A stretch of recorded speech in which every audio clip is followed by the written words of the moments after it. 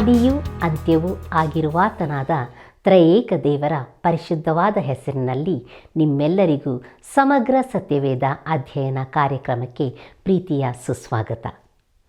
ಕಳೆದ ಅಧ್ಯಯನದಲ್ಲಿ ಇಸಾಕನಿಗೆ ಕನ್ಯೆ ಎಂಬ ವಿಷಯವನ್ನು ಧ್ಯಾನಿಸಿದೆವು. ಆದಿಕಾಂಡ ಪುಸ್ತಕದ 1-11 ಅಧ್ಯಾಯಗಳಲ್ಲಿ 4 ಶ್ರೇಷ್ಠ ಘಟನೆಗಳು ಕಂಡುಬರುತ್ತವೆ ಮತ್ತು 12-50 ಅಧ್ಯಾಯಗಳಲ್ಲಿ 4 ಪ್ರಮುಖ ವ್ಯಕ್ತಿಗಳ ಜೀವಿತವು ಕಂಡುಬರುತ್ತದೆ. ಕುಟುಂಬ ಹಾಗೂ ಸರ್ಕಾರ ಎಂಬ 2 ಸಂಗತಿಗಳು ಸೇರಿ ಸಮಾಜವಾಗುತ್ತದೆ. ಸಮಾಜದ ಸ್ಥಿರತೆಯು ಕುಟುಂಬದ ಮೇಲೆ ಆಧಾರಗೊಂಡಿದೆ ಎಂಬ ಬಹು ವಿಶೇಷವಾದ ವಿಚಾರಗಳನ್ನು ಕಲಿತುಕೊಂಡೆವು. ಹೀಗಿರುವುದರಿಂದ ಒಳ್ಳೆಯ ಕುಟುಂಬ ಜೀವಿತವನ್ನು ನಡೆಸುವ ಮೂಲಕ ದೇವರು ಚಿತ್ತೈಸಿದ ಸಮಾಜವನ್ನು ಕಟ್ಟುವ ಹೊಣೆಯು ನಮ್ಮ ಮೇಲಿರುತ್ತದೆ. ಪ್ರಿಯರೇ, ಈ ದಿನ ನಾವು ಆದಿಕಾಂಡ 24ನೇ ಅಧ್ಯಾಯದ ಅಧ್ಯಯನವನ್ನು ಮುಂದುವರಿಸಲಿದ್ದೇವೆ.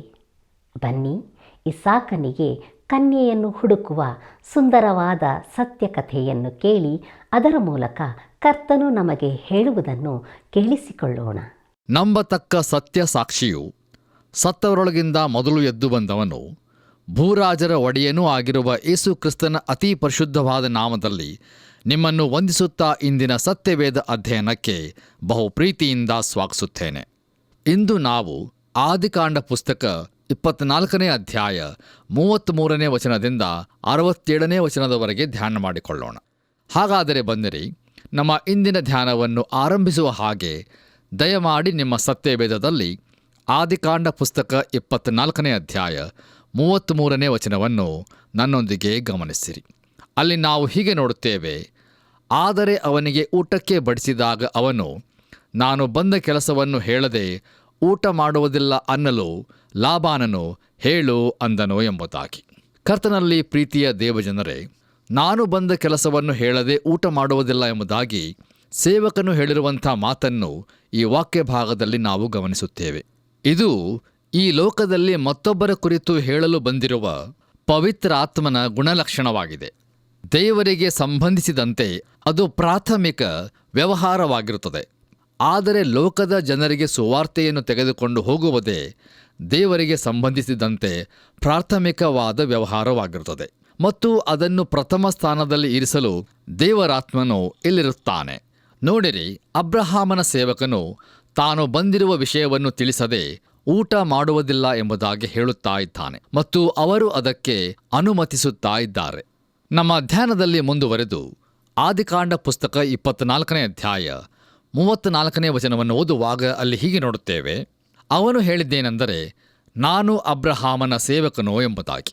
ಕರ್ತನಲ್ಲಿ ಪ್ರಿಯರೇ, ಇಲ್ಲಿ ಪುನಃ ನಾವು ಆ ಸೇವಕನ ಹೆಸರನ್ನು ನೋಡುವುದಿಲ್ಲ. ಅದರಂತೆಯೇ ಸತ್ಯದ ಆತ್ಮನು ಬಂದಾಗ ಆತನು ತನ್ನಷ್ಟಕ್ಕೆ ತಾನೇ ಮಾತಾಡದೆ ಕೇಳಿದ ಮಾತುಗಳನ್ನೇ ಆಡುವನು.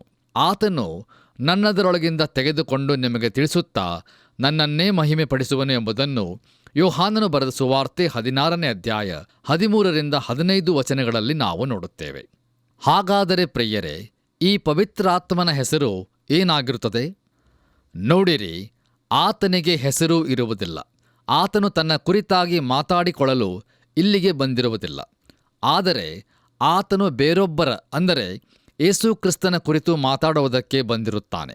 ಅದರಂತೆಯೇ ಅಬ್ರಹಾಮನ ಸೇವಕನ ಹೆಸರು ಕೊಡಲ್ಪಟ್ಟಿರುವುದಿಲ್ಲ. ಅವನು ತಾನು ಅಬ್ರಹಾಮನ ಸೇವಕನು ಎಂಬುದಾಗಿ ಗುರುತಿಸಿಕೊಂಡಿರುತ್ತಾನೆ.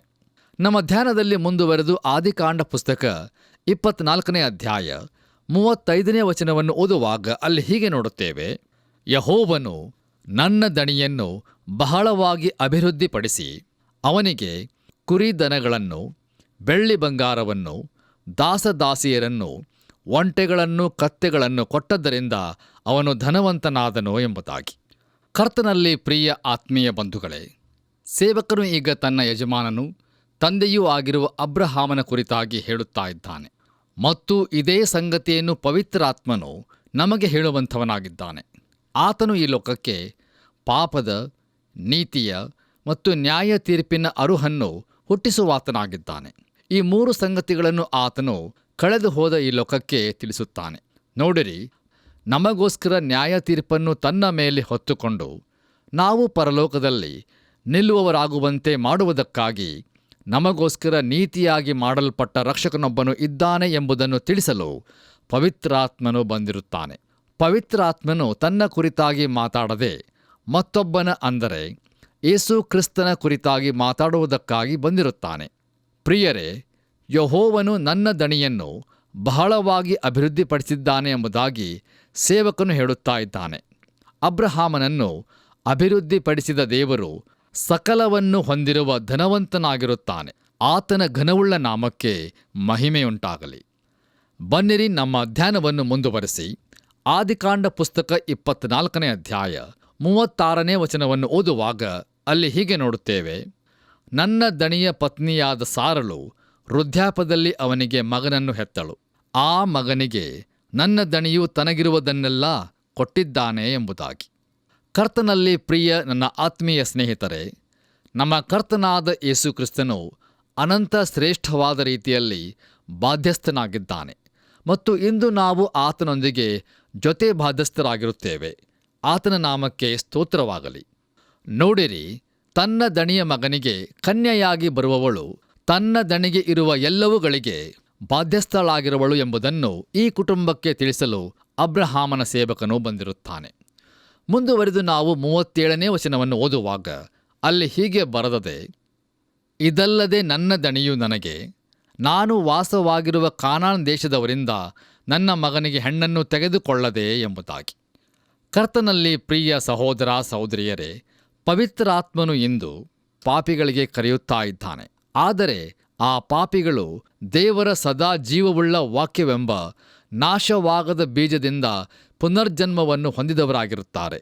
ಇಂಥವರನ್ನು ಆತನು ಕರೆಯುತ್ತಾ ಇದ್ದಾನೆ. ಅವರು ಪಾಪಿಗಳಾಗಿದ್ದರು, ಆದರೆ ಈಗ ದೇವರ ಮಕ್ಕಳಾಗಿದ್ದಾರೆ.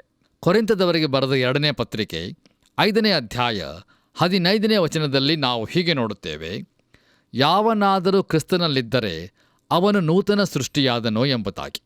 ಹೌದು ಪ್ರಿಯರೇ, ದೇವರು ಬಯಸುವುದೇನೆಂದರೆ ಆತನ ಮಕ್ಕಳು ಮಾನಸಾಂತರ ಹೊಂದಿದವರಾಗಿರಬೇಕು. ನಮ್ಮ ಧ್ಯಾನದಲ್ಲಿ ಮುಂದುವರಿದು ಆದಿಕಾಂಡ ಪುಸ್ತಕ 24ನೇ ಅಧ್ಯಾಯ 38ರಿಂದ 49 ವಚನಗಳನ್ನು ಓದುವುದಾದರೆ ಅಲ್ಲಿ ನಾವು ಅಬ್ರಹಾಮನ ಸೇವಕನು ತಾನು ಮಾಡಿದ ಈ ಪ್ರಯಾಣದ ಉದ್ದೇಶವನ್ನು ಮತ್ತು ಸಂಭವಿಸಿದ ಎಲ್ಲ ಸಂಗತಿಗಳನ್ನು ರೆಬೆಕ್ಕಳ ಕುಟುಂಬದವರ ಮುಂದೆ ವಿವರವಾಗಿ ಹೇಳುತ್ತಿರುವುದನ್ನು ಗಮನಿಸಬಹುದು. ನೋಡಿರಿ, ರೆಬೆಕ್ಕಳ ಕುಟುಂಬದ ಪರವಾಗಿ ಲಾಬಾನನು ಮಾತಾಡುವ ವ್ಯಕ್ತಿಯಾಗಿರುತ್ತಾನೆ. ಈಗ ಅವನು ಮಾತಾಡುವುದನ್ನು ನಾವು ಆಲಿಸೋಣ.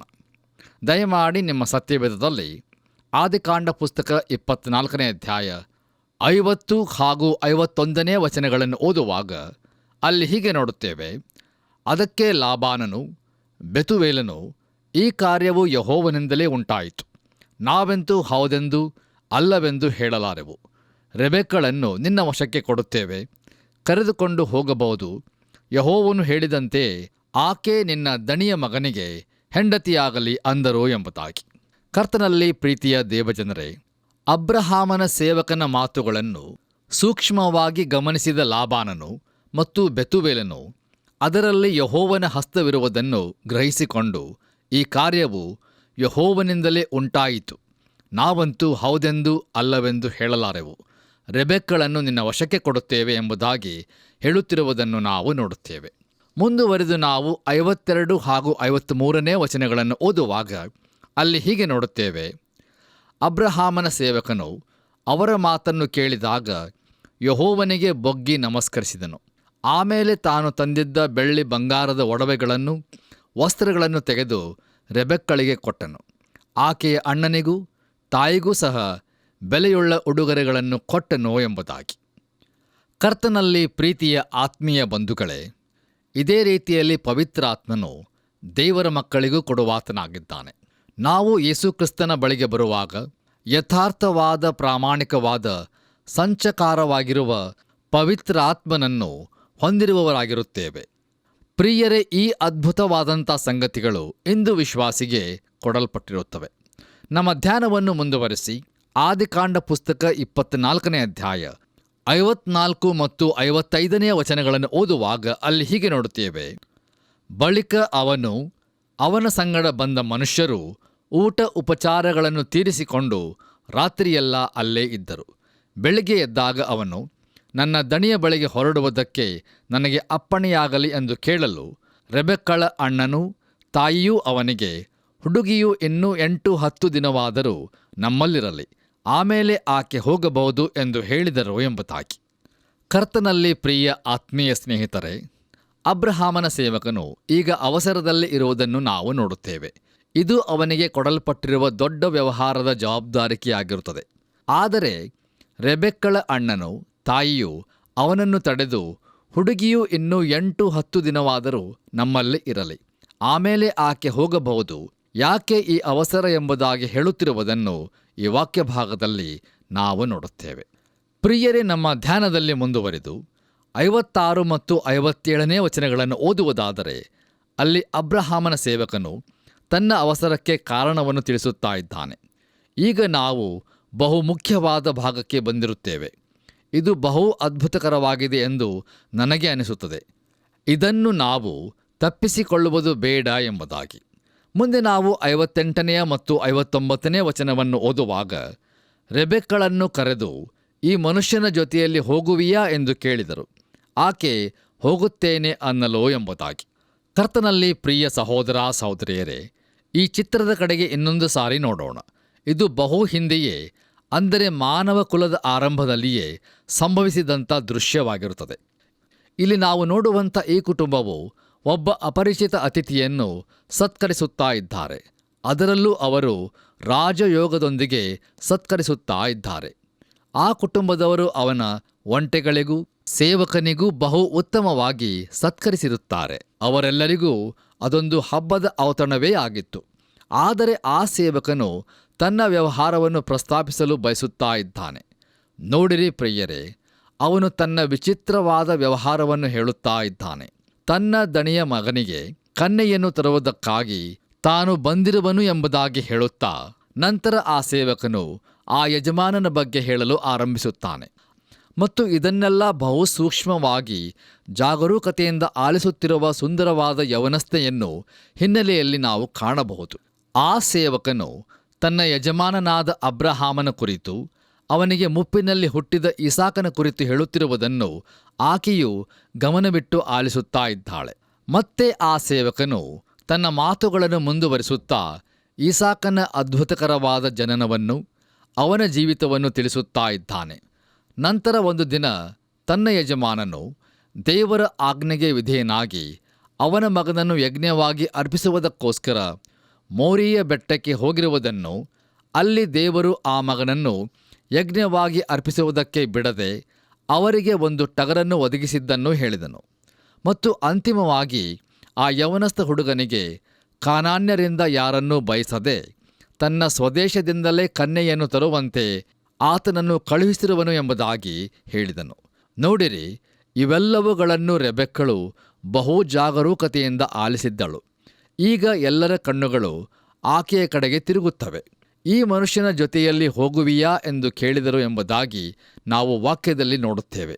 ಆಕೆಯು ಹಿಂದೆಯೂ ಮುಂದೆಯೂ ನೋಡದೆ, ಸುತ್ತು ಬಳಸಿ ಮಾತಾಡದೆ ನೇರವಾಗಿ ನಾನು ಹೋಗುತ್ತೇನೆ ಎಂಬುದಾಗಿ ಹೇಳಿದಳು.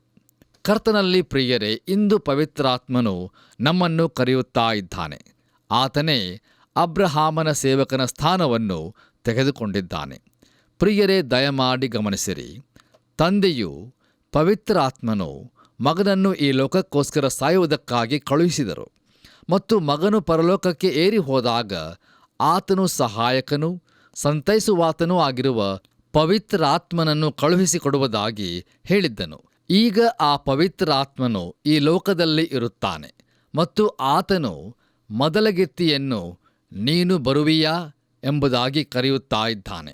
ಪ್ರಿಯರೇ, ನಮ್ಮನ್ನು ರಕ್ಷಿಸಿ ವಿಮೋಚಿಸುವುದಕ್ಕೋಸ್ಕರ ನಮಗಾಗಿ ಸತ್ತು ಎದ್ದು ಬಂದಿರುವ ಯೇಸು ಕ್ರಿಸ್ತನನ್ನು ನಾವು ನಮ್ಮ ಸ್ವಂತ ರಕ್ಷಕನನ್ನಾಗಿ ಅಂಗೀಕರಿಸಿಕೊಳ್ಳಬೇಕು. ನಾವು ಹಾಗೆ ಮಾಡುವಾಗ ಹೊಸದಾಗಿ ಹುಟ್ಟಿದವರಾಗುತ್ತೇವೆ ಮತ್ತು ದೇವರ ಮಕ್ಕಳಾಗಿ ಮಾಡಲ್ಪಟ್ಟು ಒಂದು ದಿನ ಆತನಿಗೆ ಮೊದಲಗಿತ್ತಿಯಾಗಿ ಅರ್ಪಿಸಲ್ಪಡುವ ಸಭೆಯಲ್ಲಿ ಹಾಕಲ್ಪಡುತ್ತೇವೆ.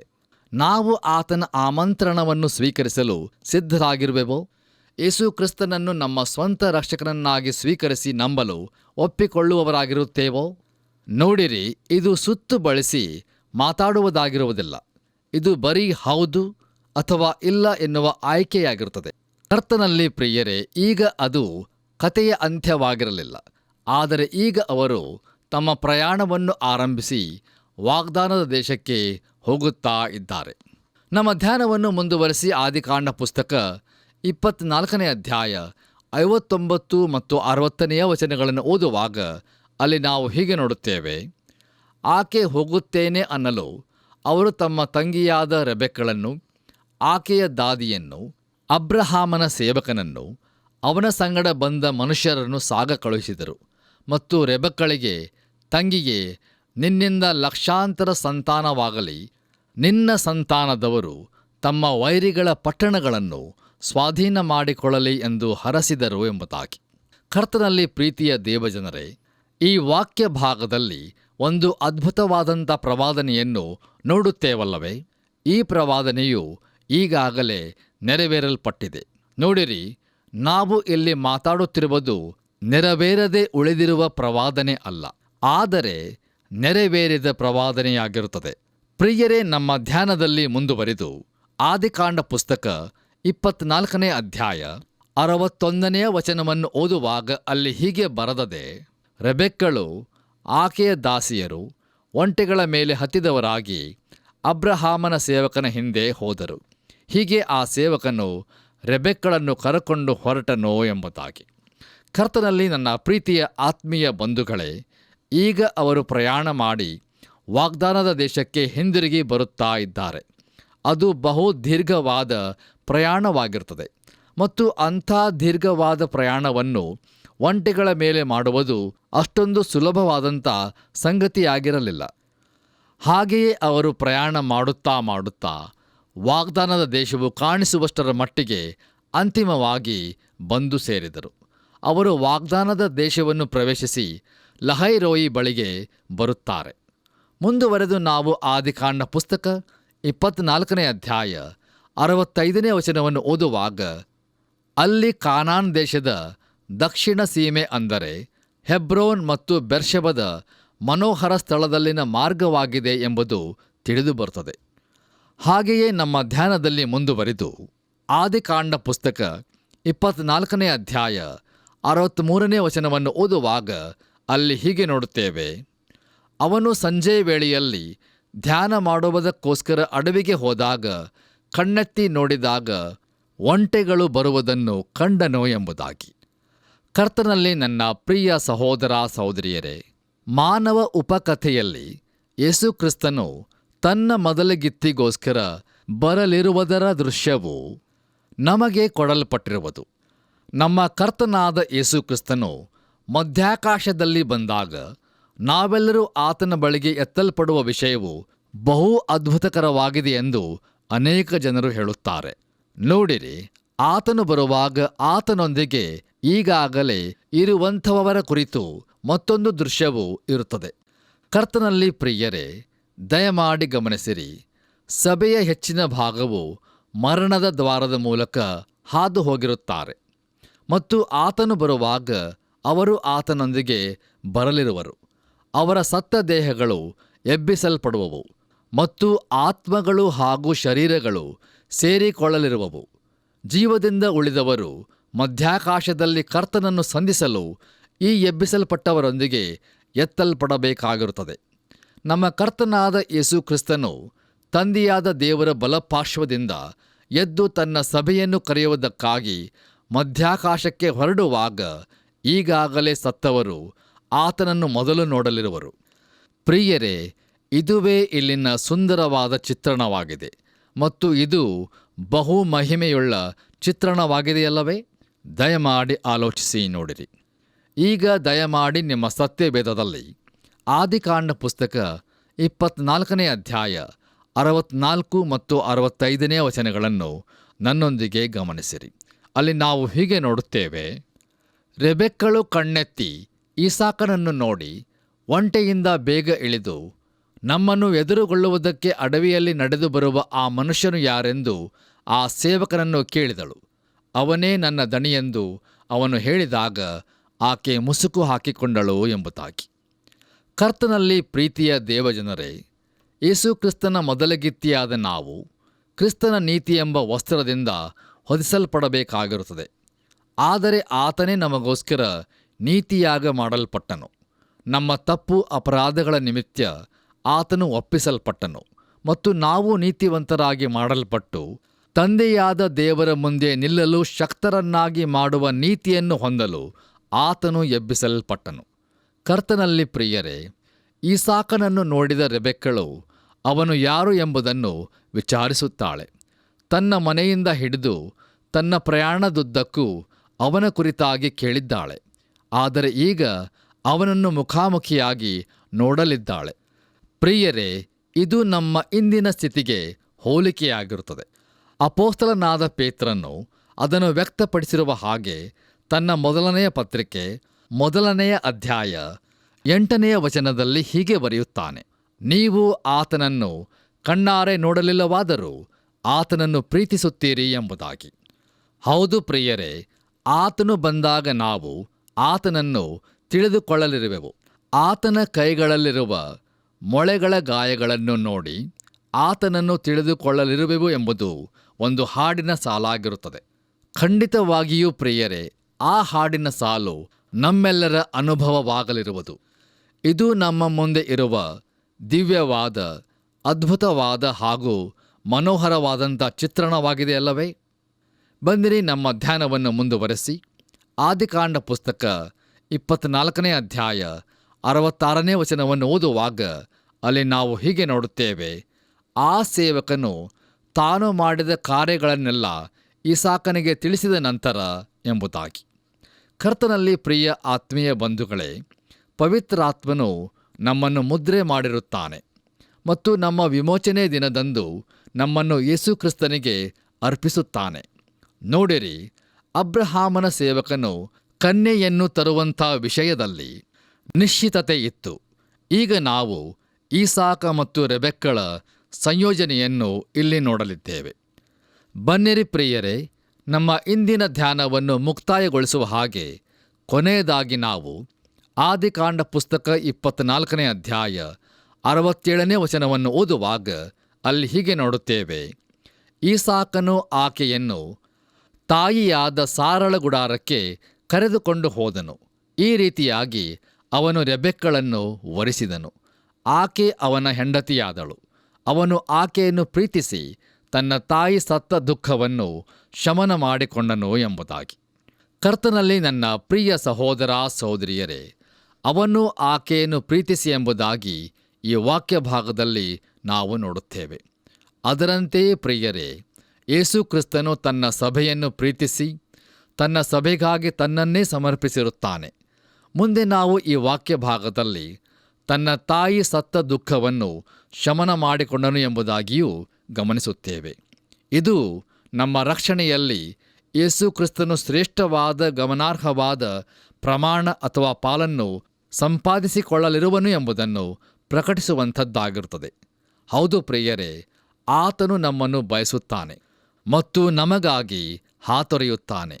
ಆದ್ದರಿಂದ ಪ್ರಿಯರೇ, ನಾವು ನಂಬಿಗಸ್ತರಾಗಿ ಜೀವಿಸುವುದು ಎಷ್ಟು ಅವಶ್ಯವಾಗಿದೆಯಲ್ಲವೇ? ದಯಮಾಡಿ ಆಲೋಚಿಸಿ ನೋಡಿರಿ. ಕರ್ತನಲ್ಲಿ ನನ್ನ ಪ್ರಿಯ ಸಹೋದರ ಸಹೋದರಿಯರೇ, ಯೇಸು ಕ್ರಿಸ್ತನು ತನ್ನ ಸಭೆಯನ್ನು ಪ್ರೀತಿಸಿ ತನ್ನ ಸಭೆಗಾಗಿ ತನ್ನ ಸ್ವಪ್ರಾಣವನ್ನೇ ಸಮರ್ಪಿಸಿರುತ್ತಾನೆ ಮತ್ತು ತನ್ನ ಪರಿಶುದ್ಧ ರಕ್ತದಿಂದ ನಮ್ಮನ್ನು ಕೊಂಡುಕೊಂಡಿರುತ್ತಾನೆ. ಆತನೇ ಶ್ರೇಷ್ಠ ಮಹಾಯಾಜಕನಾಗಿದ್ದಾನೆ ಮತ್ತು ಆತನನ್ನು ತಿಳಿಯುವುದೇ ನಿತ್ಯ ಜೀವವು. ಆದ್ದರಿಂದ ಇನ್ನೂ ಕೃಪಾ ಸಮಯವಿರುವಾಗಲೇ ಯೇಸು ಕ್ರಿಸ್ತನಿಗೆ ನಮ್ಮ ಜೀವಿತವನ್ನು ಸಮರ್ಪಿಸಿಕೊಳ್ಳೋಣ ಮತ್ತು ಈಗಲೇ ನಮ್ಮ ಹೃದಯದಲ್ಲಿ ಆತನನ್ನು ನಮ್ಮ ಸ್ವಂತ ರಕ್ಷಕನನ್ನಾಗಿ ಅಂಗೀಕರಿಸಿಕೊಂಡು ಆತನ ಮಹಿಮೆಯುಳ್ಳ ರಾಜ್ಯಕ್ಕೆ ಬಾಧ್ಯಸ್ಥರಾಗೋಣ. ಹಾಗಾಗುವಂತೆ ಕರ್ತನು ತಾನೇ ನಮ್ಮೆಲ್ಲರಿಗೂ ಸಹಾಯ ಮಾಡಿ. ದೇವ ಮಕ್ಕಳೇ, ನಾವು ಇದುವರೆಗೆ ಕರ್ತನ ಸ್ವರವನ್ನು ಕೇಳಿದೆವು. ಇಸಾಕ ಮತ್ತು ರೆಬೆಕ್ಕಳ ವಿವಾಹವನ್ನು ಬಹು ಸುದೀರ್ಘವಾಗಿ ನೋಡಿಕೊಂಡೆವು. ಇದರಲ್ಲಿ ಅಬ್ರಹಾಮನ ಸೇವಕನಿಗೆ ಉಂಟಾದ ಅನುಭವವು ಅತ್ಯದ್ಭುತವಾಗಿತ್ತು. ಇಸಾಕನ ಮೊದಲ ಗಿತ್ತಿಯಾದ ರೆಬೆಕ್ಕಳ ನಡವಳಿಕೆ ಬಹು ಕುತೂಹಲಕರವಾಗಿಯೂ ಸ್ವಾರಸ್ಯಕರವಾಗಿಯೂ ಇತ್ತು. ಒಟ್ಟಾಗಿ ಹೇಳುವುದಾದರೆ, ಕುಟುಂಬವನ್ನು ಪ್ರೀತಿಸುವ ತಂದೆಯಾದ ದೇವರು ಚಿತ್ತೈಸಿದ ವಿವಾಹವು ಎಷ್ಟು ಸುಂದರವಾಗಿರುತ್ತದೆ ಎಂಬುದರ ಬಹು ಸ್ಪಷ್ಟವಾದ ಚಿತ್ರಣವನ್ನು ನೋಡಿದೆವು. ಈ ಮನುಷ್ಯನ ಜೊತೆ ಹೋಗುವಿಯಾ ಎಂಬ ಪ್ರಶ್ನೆಗೆ ರೆಬೆಕ್ಕಳು ಹೋಗುತ್ತೇನೆ ಅಂದಳು. ನಮ್ಮ ಕರ್ತನಾದ ಯೇಸುವು ತಿರುಗಿ 2ನೇ ಸಾರಿ ಬರಲಿದ್ದಾನೆ. ಆತನ ಜೊತೆ ಹೋಗುವಿಯಾ ಎಂಬ ಪ್ರಶ್ನೆಗೆ ನಿಮ್ಮ ವೈಯಕ್ತಿಕ ಉತ್ತರವೇನು?